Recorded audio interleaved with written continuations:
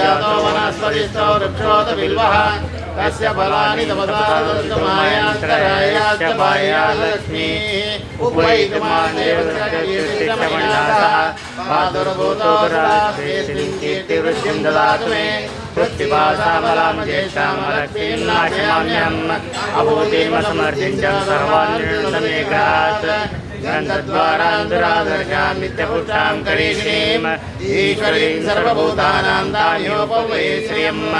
मनसः काममाकूतिं मातरं पद्ममही पशूनां रूपमन्यस्य मयि श्रेष्ठदामिता कर्तमेन प्रजा भूता मयि सम्भवकर्तमा श्रियं वासे मे कुले मातरं पद्ममालिनीम् आपस्कृतं चिकीतवसमे ग्रहे निजदेवीं मातरं श्रियं वासे मे कुले आर्द्रां पुष्करणीं पुष्टिं पिङ्गलां पद्ममालिनीं चन्द्रां हिरण्मयीं लक्ष्मीं जातवेदो ममावः आर्द्रायकर्णीमेष्टिं सुवर्णां हेममालिनीं सूर्यां हिरण्मयीं लक्ष्मीं जातवेदो मावः तां मावः जातवेदो लक्ष्मीं मदपगामिनीं यस्यां हिरण्यं प्रभूतं गावो दास्योश्वान् विन्ध्येयं पुरुषानहम् यच्छुचिप्रयतो भूत्वा जूयादाज्यमन्वहम् श्रियं पञ्चदशर्जं च श्रीरामसततं जपेत्